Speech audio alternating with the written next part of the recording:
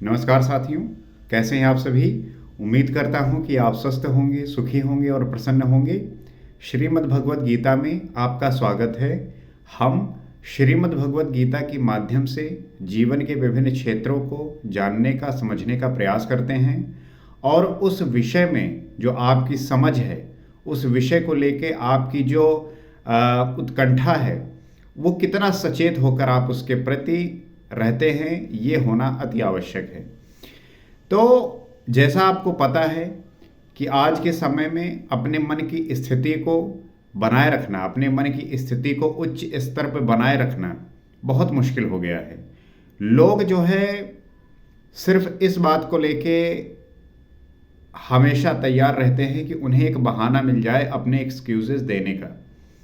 यहाँ पे किसी को अपॉर्चुनिटी, दो तरह के लोग होते हैं। एक ऐसे होते हैं जिनको अपॉर्चुनिटी मिली तो उसको ग्रैब कर लेते हैं। एक लोग होते हैं कि मिली, उसके प्रति वो सचेत नहीं रहे और वो जो है मिस कर जाते हैं और फिर बाद में जो है एक्सक्यूज देते हैं।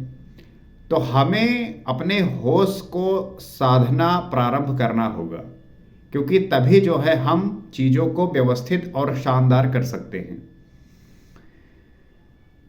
तो जैसा आपको पता है कि हमने पिछले एपिसोड में ये बातें समझी कि कैसे जो है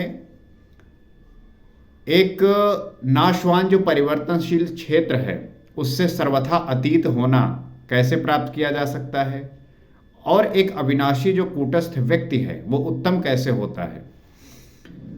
आज हम आगे देखेंगे और जानने का प्रयास करेंगे कि श्री कृष्ण अर्जुन को वो कौन सी बातें बता रहे हैं जिसके माध्यम से उनके जो संदेह हैं, उनके जो डाउट हैं, वो क्लियर होते हैं और जीवन के जो प्रश्न हैं उसके प्रति आपकी जो ईमानदारी है, उसके प्रति जो उत्तर ढूंढने की ईमानदारी है, वो ऐसी होनी चाहिए कि आप फिर वो उत्तर प्राप्त करने के बाद उस पर एनालिसिस, उस पर विश्लेषण और उस पर डिटेलिंग में जाए और ये प्राप्त करने की कोशिश करें कि इस स्थिति में आने का जो वाकई में मतलब है वो क्या है, कैसे जो है इस चीज को हमने पाया, कैसे इस चीज को बनाया।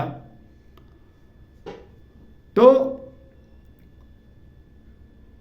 क्या कहते हैं श्री कृष्ण, यो मामेव वम समूढ़ो जनाति पुरुष उत्तमम सा सर्व विद्वजति माम सर्व भावेन भारत। वो कहते हैं, हे भारत, जैसा कि ऊपर कहा गया है कि इस प्रकार जो ज्ञानी व्यक्ति मुझ पुरुष उत्तम को साक्षात जानता है, वो सर्वज्ञ व्यक्ति सब प्रकार से मुझ परमात्मा को ही भजता है, वो मुझसे विलग नहीं है।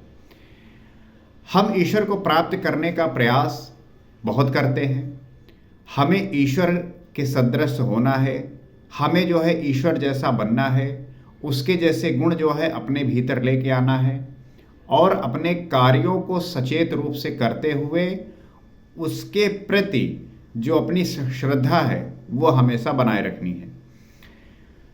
तो जैसा कि ऊपर कहा गया, इस प्रकार जो ज्ञानी व्यक्ति मुझ पुरुष उत्तम को साक्षात जानता है, जिसने ईश्वर को जाना, उसके सदृश हुआ, उसको प्राप्त करने की कोशिश की, तो वो जो सर्वज्ञ व्यक्ति है वो सब प्रकार से मुझ परमात्मा को भजता है, वो मुझसे विलग नहीं है। क्योंकि जैसे ही आप ईश्वर से विलग हुए वैसे ही आपके ऊपर जो एक चेतन स्वरूप आशीर्वाद के रूप में था वो हट गया और ये जो चेतन स्वरूप आशीर्वाद हटा, यही जो है फिर आपको उस दिशा से जो है भटकाता है, आपको जो है अलग रास्ते में लेके जाता है। तो जब आपका चेतन स्वरूप गुरु, आपका मेंटोर आपके साथ होता है तो वो सदैव आपको वो दिशा दिखाने की कोशिश करता रहता है, वो बताता रहता है कि कैसे जो है मुझे उस स्थिति को प्राप्त करना है, उसे बनाए रखना है। सबसे ज़्यादा इम्पॉर्टेंट है कि जिस पद को आप प्राप्त किए हो, जिस स्थिति में पहुंचे हो, उसको आप कैसे मेंटेन रखते हो। और ये मेंटेन तभी कर सकते हो जब आप अपने होश को नित्य साधोगे। कहीं भी अगर आपने छोड़ा तो आप जो है अधम स्थिति में आ जाओगे। आगे कहते हैं, इति गुहात गुहातमं शास्त्रम इति मुक्तम मयानज्ञ एतद् बुद्ध्यवा बुद्धि मानस्यात् कृत कृतस्व भारत। आगे कहते हैं श्री कृष्ण, हे निष्पाप अर्जुन, इस प्रकार ये अति गोपनीय शास्त्र मेरे द्वारा कहा गया, इसको